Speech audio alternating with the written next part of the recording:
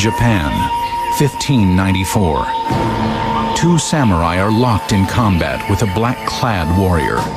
They are about to die.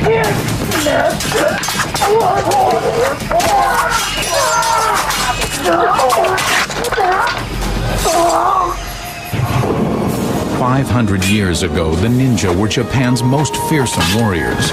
Their superhuman fighting skills were legendary, but were they true? How did the ninja strike fear in so many? The ninja's motto had to be kill or be killed. Yet were seen by so few. This individual was unseeable. You just never knew who was the ninja. Now we will search for the origins of the ninja. Secret societies of any sort are probably the most difficult topic that any researcher could choose. Test their elite fighting skills. Can you imagine what's going through his mind? This person has grabbed a hold of his razor-sharp sword. And discover the secrets of their mystical powers. We're just catching up to what ninja have been doing for hundreds and hundreds of years. Demystifying the ninja on Unsolved History.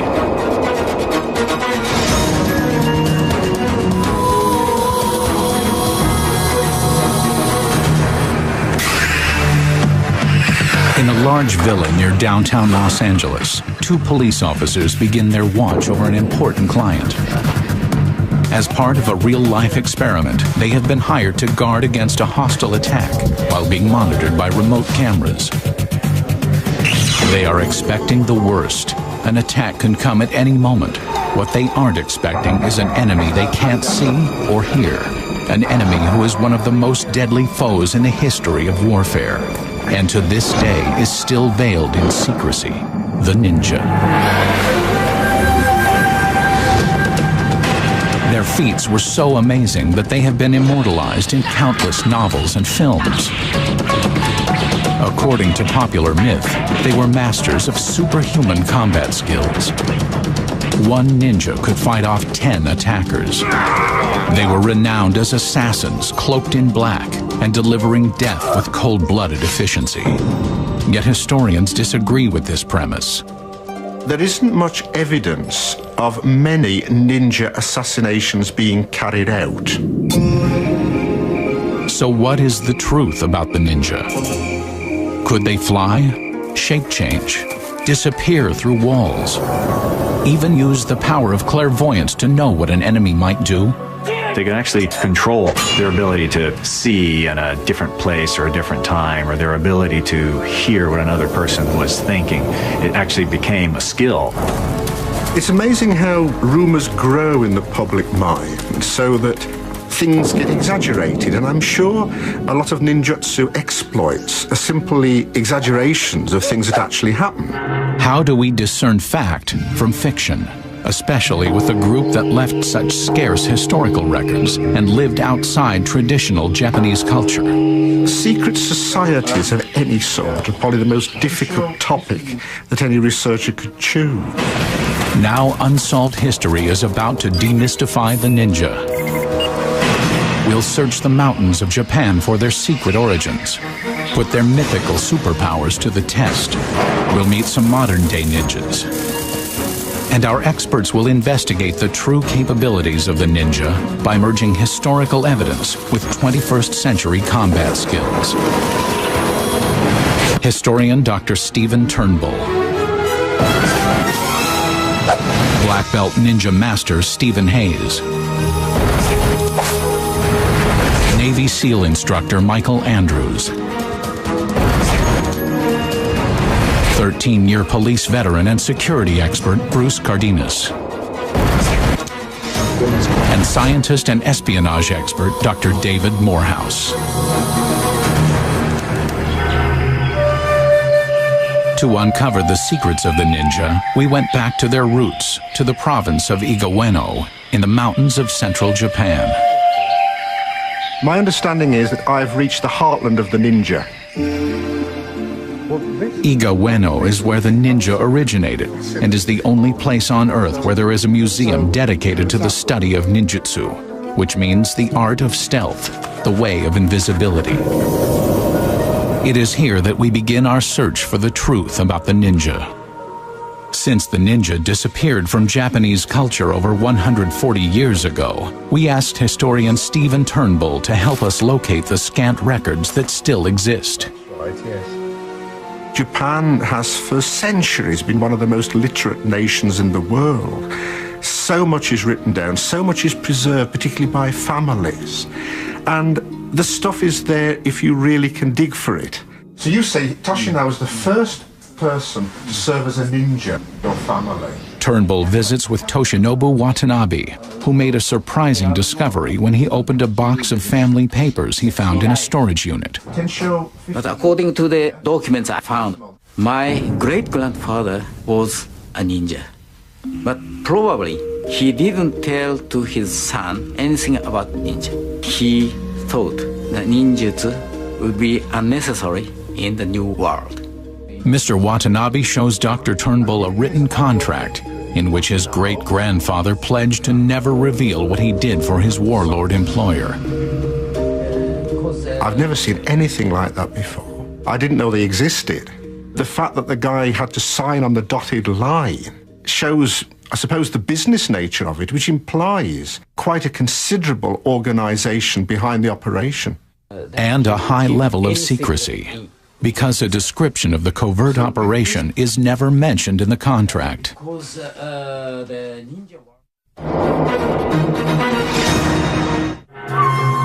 How did ninjutsu begin in Iga province? Historians have traced its origins to Buddhist monks that emigrated from China.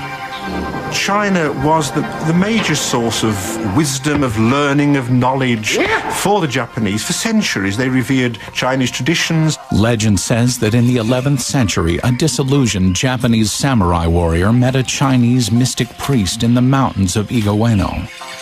The priest asked the young man if he was ready to study a new form of combat that combined body and spirit and would allow him to move freely without being detected. It was called ninjutsu. He studied with this teacher and developed this whole different view, a whole different way of looking at conflict based on the understanding of the human being as a model of how nature operates. Ninjutsu began to flourish in Iga Ueno. The remote mountain location made it easy for the ninja to live and train in secret. They governed here by themselves, and they needed to protect themselves from being attacked by outsiders. And they had to train their bodies. The result of training was ninjutsu. At the time, Japan was composed of many independent feudal states, and war was frequent. Local warlords would hire the ninja to spy on their rivals. I think it's important to remember how unusual these skills and powers of the ninja were for the time. This isn't normal Japanese behavior. As the ninja rose to prominence during the chaos of civil war in the late 1400s, their reputation grew. Myths began to circulate about the supernatural powers they had. The most famous was invisibility. The popular term for these ninja were the invisible warriors. Well, you just never knew. Who was the ninja? Are they here? They just couldn't pin them down. Is there an explanation for this mystical skill? Maybe there's a night raid by a disgruntled warlord who wants to wipe out the ninja who've been causing him trouble. So he mounts a surprise attack on the house. The ninja designed their homes to trick their enemies into thinking they were invisible. They built concealed trapdoors, false floorboards, and secret passages. These defensive measures left their enemies clueless. No enemy would be expecting that to happen. The guy would almost literally think he'd disappeared into thin air, hence the legend of ninja being able to disappear. One of the ninja's legendary skills was stealth walking, the ability to move silently on any surface. Stephen, can you show me some of the techniques a ninja would use on a wooden floor like this? Sure. I'll show you some of the secrets. Okay. First, take a breath and kind of relax it out, because being relaxed is very important. Okay. Second, go ahead and let your knees flex this way. Sure, like a golfer, huh? Like a golfer, yeah. Now, this is a challenge because it's a very creaky floor and we have shoes on. But here's what I'm going to have you do. First, we'll put all our weight on the, in this case, left, and then just shift your right out Yeah, it's excellent. Don't put any weight on it. And then slowly see if you can put the weight on there. So far, very good. I haven't heard anything. Now, pause there for a second. As you pull your foot in, bring in the breath. Hold it for a second. Get yourself squared away. Now you're going to reach out with the left foot. Keep your weight on your right. That's good. Even though the ninja were masters of stealth, they still had to fight sometimes. When it came to combat, the nemesis of the ninja was the samurai. These were the highly skilled warriors who served the warlords of Japan, similar to the knights of medieval Europe. All aspects of ninjutsu were contrary to the samurai method of honorable warfare. The ideal of samurai behavior was that two warriors would face squarely onto each other as worthy opponents and would fight to the death. The ninja didn't quite fit into that pattern. The ninja's definition of victory would have been to escape and not be traceable, and then have the person doubt that that was a ninja in the first place. So even though the samurai was a highly trained swordsman, the ninja would certainly try and surprise him. It was hardly the way to do business as far as the samurai was concerned, but it was the ninja's motto had to be kill or be killed. So what happened when the ninja and samurai clashed? Did the ninja's supernatural powers make the difference in battle? Get ready to learn the art of combat, ninja style, next on Unsolved History. For hundreds of years, Japan's warrior culture was embodied by the strong and powerful samurai. These swordsmen were the elite fighting class of Japan, until the ninja came along. I think the ninja would have been regarded with terror. These are people that you have to be very, very careful dealing with. There are myths that a ninja could easily defeat the samurai in combat, even when outnumbered. But are they true? The samurai would be trying to figure out these maybe odd movements that the ninja would be using. Different kind of tools, different positioning with the body. Plus, in his mind, he would have all of these memories of warnings from other people. Hey, these people might throw some kind of poisoned iron filings into your eyes. Stephen Hayes has practiced ninja combat arts for over 30 years and is a member of the Black Belt Hall of Fame. He has pioneered the introduction of ninjutsu to the Western world. We asked him to help us understand what kind of special powers the ninja really had and how they used them in combat. The ninja were said to be able to defy gravity and scale a sheer rock wall, but they had a special trick. These are the ninja's shuko. It's popularly referred to as a climbing claw. It's a steel band with these very tough, strong claws, and so these points were able to wedge in and allow a ninja to climb up that castle wall. The shuko had another purpose. If a person had climbed up a wall and ran into some sort of a guard, this could be used as a combat tool as well. In darkness, they might not even see this metal band. So to be able to hit into bone with this metal band or catch an arm with these claws. Very persuasive. To the samurai, it would appear that his ninja opponent was unarmed. This scenario, he comes flying in with that sword. Immediately, he came in with a second shot. It was better than I thought, so I had to get out of there. As he comes in with this next shot, I'm just going to come in and gain control of his arms, digging this in. But if he's a samurai, he might have been armored. He lifts his arm up and starts to cut down. I'm going to jam this right in there. Can you imagine what's going through his mind? This person has grabbed a hold of his razor-sharp sword, so I use that for just that moment of tension. I lift up, kick, load, and knock his hips back so that I can then redirect his energy here. Kicking, getting him off, and then safely holding this sword, I can go in for a vulnerable area. A ninja would only survive if he could fight his way out of a hostile confrontation. To do that, he needed special weapons and tactics. In terms of taking the simple handheld weapon to its perfection, I think that's where the ninja get a great deal of credit.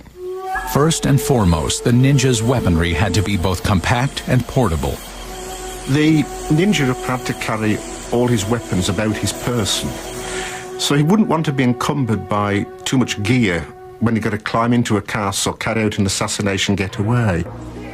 The ninja developed their exotic weaponry from the agricultural implements they used to tend their farms in the flatlands of Igaweno. The classic example being the sickle and the chain. The sickle is a simple farmer's tool, but with a very sharp blade, and a whole series of martial techniques of martial arts developed whereby a sickle could be wielded as well as a sword. By using the sickle with a length of chain connected to a ball weight at the end, the ninja kept the samurai off guard. It was an unconventional weapon the samurai had never seen before. I would imagine that the first time a samurai saw a ninja wielding a chain, he must have thought, "This is very strange, what do I do with it?" Hence, the ninja had him at his mercy. The ninja also designed a more compact version of the ball and chain. It could overpower a swordsman in close quarters. You can only imagine the effect of this weight flying out and hitting right between the eyes. Might even have an instant knockout. When it came to sword fighting, the ninja used a shorter sword, which was more maneuverable in tight quarters. The traditional samurai sword of the age is a much longer blade, because this would have been for an outdoor battlefield type of battle. The short sword gave the ninja an advantage, even when he was outnumbered. In this scenario, I want them to think that I have that reach. So I pull this blade up and I keep it very flat so he can't see how long it is. He attacks to just knock this and me out of the way. I'm gonna get really low here, all right? From there, as he starts to come back in, I'm gonna jump and hit using my body weight to take him all the way down to the ground. From this very exposed or awkward position, as this attacker comes in here, I use my body to throw the sword across. As he cuts down, I let him think I'm vulnerable, and then simply by throwing that arm up, it'll cut through the wrist there. I can move the sword handle out, and then because of the adrenaline, there's no fine muscle control left at this point, so I just put it where it needs to be, and then by pulling, I'll be able to finish off that attacker and then get out of there. Unlike the samurai, the ninja also trained women in the combat arts. Rumiko Hayes has studied ninjutsu for over 20 years and has mastered many of the same skills as her husband, Stephen. By doing this for so many years with all different peoples, I can kind of foresee what kind of attack it's going to be. Just by their body positioning, and then I just became so in tune with their body movement, their body posture. Just a slight difference makes me realize, or let me know that, okay, he's gonna do this. Yes! According to practitioners, the ninja not only mastered exotic weapons, but they learned how to read an attacker's mind. This skill went far beyond conventional warfare. What we do is we pay very close attention to the senses. So I look and I watch for somebody who carries their shoulders a little too stiffly, or maybe their eye comes to mind but then kind of goes away. Hayes has set up a demonstration in which he has to sense where an attack is coming from. How do I feel? Am I tending to walk over this way when I get around this person? I've got to be more in touch with my senses, my feelings. Hey, good. The ninja had to develop sophisticated warrior skills because they were operating under such extreme conditions. The price of failure was death. Can you imagine that kind of stress or kind of pressure that a normal person would feel? What if I'm caught? I might betray my family, I might fail my mission, I might betray myself. That kind of constant stress would be very different from a conventional soldier of the time. Here we have people who are utterly devoted to their calling. They are the experts, they are the elite, and like special forces nowadays, failure is just not taken into account. But how good were the ninja? Can their techniques stand the test of time? Get ready to experience a modern-day ninja mission that puts both mind and body to the test on Unsolved History. What happened to the ninja? Today, they no longer exist. But for 400 years, they were a powerful force in Japanese society. If you could destroy the enemy by sowing confusion in his ranks, by finding information out that he didn't want you to know, or even by assassinating the general while he was in his castle, then you'd won the battle just as surely as if you'd sent thousands of men to fight each other on a bloody field. With this kind of clout, many of the Japanese shoguns dreaded the ninja and tried to destroy them. But in 1603, Ieyasu Tokugawa became shogun. He chose a radically different approach to relations with the ninja. Instead of trying to eliminate him, he offered him a job. They were told they would become noble bushi, warriors. So from then on, they would work for him and for nobody else. Absolutely brilliant. The ninja became personal bodyguards for Tokugawa. To keep their mission veiled in secrecy, they assumed the role of palace gardeners. This may seem a little surprising, but I can't think of any better disguise for a ninja than to be a gardener. So the shogun had all of these ninja constantly around his house, looking busy, cleaning up, doing things, but if anything happened, they could actually go into action to defend. No attacking enemy would suspect this poor gentleman there with a pair of pruning shears being a skilled ninja until the pruning shears became a deadly weapon.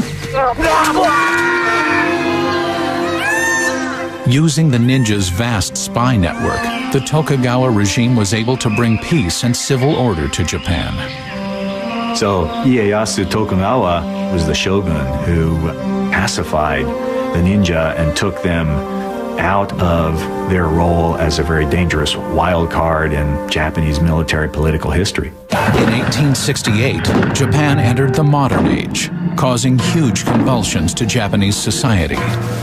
The samurai were transformed into a Western-style army, and because of domestic peace, the ninja were no longer necessary. They disappeared from the scene. Or did they? The ninja stopped operating in Japan nearly 140 years ago, yet many of their techniques are still in use today. The ninja were ahead of their time. If there's any analogy we can draw with today, to be to look at them as equivalent of special forces, of SAS, of Navy SEAL. In many ways, today's special forces look and operate the way the ninja did. But are the ninja's techniques still relevant? Could the ninja still function in today's world of high-tech espionage and state-of-the-art weaponry? Unsolved History decided to find out. We rented a villa similar to a shogun's palace and set up a safe house on the top floor. Next, we hired a security expert who has protected hundreds of celebrities and executives. Bruce Cardenas. Bruce's partner is Demetrius Connor. Both are LAPD veterans and will guard the target, a VIP inside the safe house. The test: can an intruder penetrate the safe house, get past the guards, and kill the VIP? To compare techniques, we asked Stephen Hayes and a team of Navy SEALs to attempt the mission. The leader of the Navy SEALs is Mike Andrews, a 10-year veteran who served in Desert Storm and was also an instructor. Well, in any sort of operation like this, anything is possible, but because of the repetition, as far as our practice and our skill level, we feel that we are the best trained and we will achieve our mission. To create a realistic environment, Unsolved History wired a 5-room area inside the safe house with 10 remote cameras. This will be the hot zone, where no outsiders are allowed, not even the camera crew. Before the mission can begin, Daniel briefs Bruce and Demetrius about the rules. Your mission is to defend him from any threat. You've been armed with weapons. The weapons are lasers. If either an attacker or defender is tagged by a laser, he is considered out of the mission. Now you're the target, and you'll know you've been had when they take your hat off. And that's the end of the game. Okay? Daniel walks the guards through the hot zone. There is only one entrance, which leads to a narrow hallway. He explains that anyone who enters this area should be considered hostile. Can we use any barricades or move any furniture? No, you can't move the furniture or barricade yourself in. So you look at the rooms, you decide what the advantage is. Bruce and Demetrius are told to expect a number of different attacks that could come in any form over a 10-hour period. Gentlemen, it's time for you to go into the area, and this area is now hot. Ready? Yeah. Let's go. The defenders decide to put their client in the bathroom near the back of the house. They are preparing for a gunfight, so they pick a location that offers them cover and safety. Put the toilet seat down. Okay. Downstairs, Technical Director Cole Berry monitors the defenders and asks them trivia questions. Your trivia question, Dimitri, is who is the Lucy in the Lucy spy ring? Go find the answer. Roger, stand by. The trivia quiz will require the defenders to move throughout the hot zone and find a reference book that tells them the answer. That way, they can't just sit in one spot waiting for the attack. This will simulate the daily routine that bodyguards undergo as they spend months and even years on the job. We've equipped them with helmet cameras so we can watch their every move. As the defenders get oriented inside the safe house, the SEALs begin their operation. They deploy a sniper to survey the house. He uses a tried and true ninja technique, camouflage. The art of camouflage is all about tricking the eye. The ghillie suits to break up the person's silhouette. Somebody can pick up the silhouette of a body. I mean, there's nothing else in the world that looks like it but a body. Meanwhile, the SEAL assault team prepares for the attack. Mission like this, we're going to wear dark colored outfits, masked, so that we blend in and we're stealthy and we're matching the dimly lit conditions of the target. Although the guards are performing their tasks, they are still vigilant, expecting an attack at any moment. Outside, the sniper determines the position of the target using a high-powered rifle scope. We'll keep feeding the team, hey, you know, every 10 minutes I see this guy walk by the window. They just moved the guy. When the sniper reports the location of the target, the attack team of 5 SEALs moves into position. We have intel that they have pre-ordered rounds that they make around the premises, and we're going to ambush one of their security element there.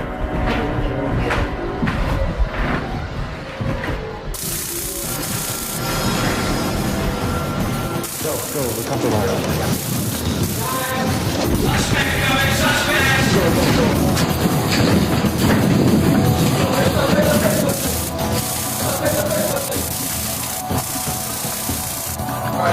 The attack lasts less than 20 seconds. All right, lock it down. First, Bruce is ambushed by 3 separate SEALs. He barely gets his gun out of the holster. I think I heard them the same time I saw them. It was simultaneously. When the shooting starts, the SEALs have to be quick because, unlike Bruce, Demetrius is ready for them. I knew they had to come down this corridor here, and as they were coming, I began firing. I think I saw one of them go past. I moved over here because I knew he was going to come out through here, so I took a position here and just started firing in this manner. Demetrius's handgun is no match for the SEALs' automatic weapons. Came in, I saw movement here to the right. I saw his gun sticking out behind the doorway, so I just stitched him right out. The SEALs made short of the guards using signs and overwhelming firepower to get to their target. But how would a ninja fare? Would he be able to get past the guards? Next on Unsolved History, a modern-day ninja attempts to penetrate the hot zone. By going in without any overt weapons actually allowed me to move right into the middle of all that danger. And we investigate the most extraordinary ninja power. They can actually control their ability to see in a different place or a different time. In our safe house experiment, the Navy SEALs were easily able to overpower the guards by using massive firepower and the element of surprise. But how well would a ninja do? Stephen Hayes, a modern-day ninja, will attempt to use ninjutsu to accomplish the same mission: assassinate the target. After the SEAL attack, the guards, Bruce and Demetrius, decide to move their client to the other side of the safe house. They are determined not to fail a second time. But Hayes plans on using a completely different strategy than the SEALs. What I wanted to do was go in with minimum backup. Little intelligence. I went in with no weapon. I had no big team to go in. Here, the myth of the ninja diverges from the reality. The myth: a ninja assassin dressed in black, slipping furtively through the shadows to reach his goal. The reality: the ninja was more likely to use deception to slip past the guards. 500 years ago, the ninja would often use disguises like that of a gardener. Our modern-day ninja will adopt a contemporary guise. He will pretend to be a production assistant working with the television crew. The real thing is we look like what people expect to see, and therefore we go invisible. I had a can of air that I was using to appear to be cleaning off some lenses there. Hayes begins to carefully probe the perimeter of the hot zone. Partner, we have somebody up here. Dimitri, we got people up here. Can I help you, sir? We're setting a camera up here. You know, I'm not to send you away. No one announced you. But Bruce isn't fooled by the ploy and won't let him pass the front hall. So how did that go? He came out gun drawn and confronted me in there, so they're real jumpy. Even with the defenders suspicious, Hayes won't give up his strategy. I had recruited a young woman to assist me in just kind of wearing them down. I would send her in, smiling, the tool belt on, offering drinks. This doesn't look like a danger. Hello there. Can I help you? Guys, I brought you some donuts. Why don't anyone announce you guys? Pardon? You know, I'm not to send you away. No one announced you. Okay. Should I leave them on the ground? No, you can take it back. Okay. They got to see people who they knew weren't supposed to be here. We're confusing the issue. The man? Why are they doing this? It's a booby trap, man. Get her out of here. So I used her to help wear them down. I mean, if I come up here again. It's now 3:20 in the afternoon. The defenders have been in the safe house just over 3 hours. With the repetitive tasks and no apparent threat, boredom is beginning to set in. Yeah, you may have to call down. Stephen Hayes decides it's time to test the guards again. Demetrius, what's this?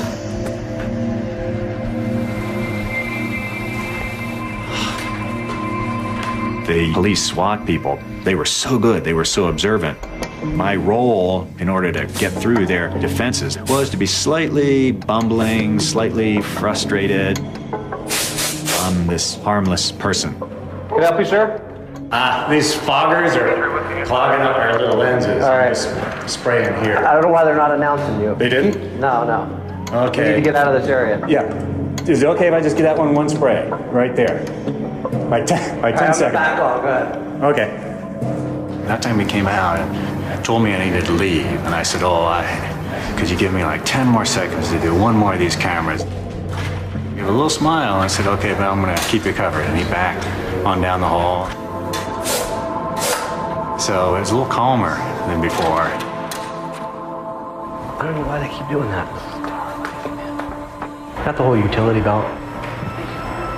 Like he's a grip or something? As the afternoon wears on, we keep the guards busy with more trivia questions. Bruce, you seem to be the genius. What is a garand? So repeat the question? Is a garand? But Bruce is interrupted as he looks up the answer.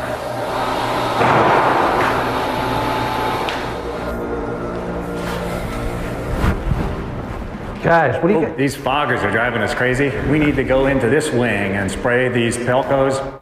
This is too much smoke. So why does the fog screw up the lens? I mean, it's not a moist fog. It's got that film on there. All right, go ahead. I just acted like this kind of an individual who really had no idea how dangerous it was would have acted, and they assumed I was supposed to be there because I acted like I was supposed to be there. One officer was trying to figure out what grand was, so I grinned and I said, cover your mic. Huh? Cover your mic. Isn't that grand? All right. And he covered his mic and said, it's a rifle. And just gave him a thumbs up. And so I gave him the answer like I was his buddy and was going to help him cheat. Let's answer that question, dude. Is it a long rifle? Correct. The correct answer earns Bruce's confidence, giving Hayes free rein inside the hot zone. He decides to probe closer to the target. That's the one in the window? Yeah, go ahead. I really thought they might take the protectee out and then let us go down, but he was down there. So we went down, we walked in, I went back to the camera near where the protectee was hiding, and I was spraying it, and one officer was right in the door. You know, how am I going to get past this guy without physical contact? So I started acting annoyed. So now they're kind of looking at each other. Whoa! It's gone! Yeah, and they're saying, It took Hayes over 4 hours to wear down the guards and successfully reach the target. What I enjoyed about this assigned mission was it was an opportunity to really show people how the ninja would operate.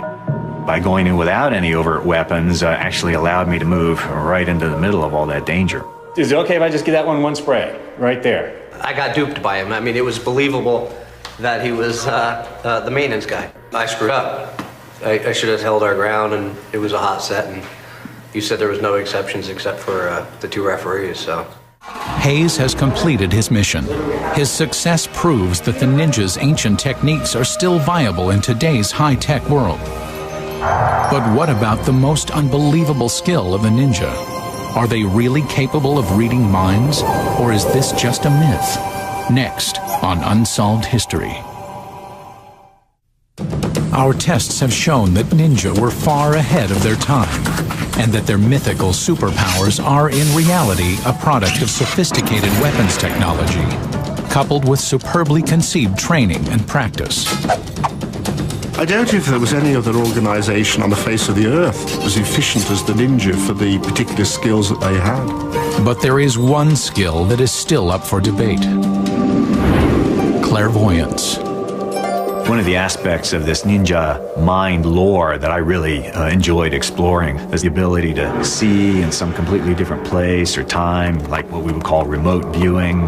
This was a very serious part of that old ninja training. Did the ninja really possess this supernatural skill? And if they did, how can we test such an unbelievable power? To answer that question, we turn to the CIA. The CIA spent 6 years developing and spending an endowment of somewhere around $50 million testing, evaluating remote viewing, and they continue to use it today. According to declassified reports, during the Cold War, the CIA used remote viewers to try to locate Russian nuclear weapons and other military targets. David Morehouse was an operational remote viewer for an Army intelligence cell that worked for the CIA. We asked Morehouse to set up a remote viewing experiment where he applied the CIA method to ninjutsu. If you're comparing remote viewers to ninja, well, the great similarity that is there certainly is this absolute knowing that there is something beyond the physical that is inherent to all of us. The ninja knows that. The same is true of a remote viewer. They come in with a fundamental core knowledge that they have this ability. On the same day we ran our safe house assault experiment, Morehouse assembled a group of remote viewers in a hotel conference room 9 miles away. So while Stephen Hayes and the Navy SEALs were attacking the target, Morehouse was running his own experiment with the remote viewers. Their task? Pinpoint the location of the target inside the safe house, and then provide a detailed physical description of both. That this target is going to be pushed or placed in a stationary location, somewhere in the structure, top or bottom. You have to find that out. Morehouse shows them only an outline of the building, so they have no idea what it looks like or who's inside. They aren't given photographs of the site. They're not allowed to walk on the site. We don't tell them about what really is happening there. We keep it very narrow in its focus, and we give them an opportunity to go into an altered state of consciousness, and they begin to extract data. The remote viewers begin by blocking out all external stimuli. The experiment must take place during the Ninja and SEAL attacks, so the target will experience real fears and emotions. According to Morehouse, the biological activity in the target's brain can be picked up by the viewers. The target is putting off an electrochemical response. It's putting off a frequency response. Its thoughts, the actions and motions of its body, the physiology of the body, everything there is producing a waveform expression of what is taking place. And these individuals are able to detect and decode that data, sketching it and capturing verbally what they are perceiving. After 3 hours, the remote viewers end their session and record their findings. Then they go to the safe house to see how close they came to locating the target. Here's the fence. Lots of fencing. Oh my goodness. Well, I'm really satisfied with what they've done. The larger majority of the remote viewers, 10 out of 11, indicate that it's on the top floor. When we evaluated the results, 5 out of the 11 viewers came within 15 yards of hitting the target, while 1 was spot on. The viewers were only 50% successful in locating the target, yet there were other more compelling results. 100% of them indicated that it was a male target. Most all of them, probably 3/4 of them, indicated that it was a target with dark hair. Over 50% of them indicated that the target had some form of facial hair, either a beard or a mustache. The viewers also did a number of sketches, which remarkably depict some of the features of the safe house. Here you have the sketches, and it's shown in 1, 2, 3 pillars. There are 2 pillars there, and then it kind of disappears here, but you can see they're the same. Then you have this crisscross grate, and then there's the crisscross grates there.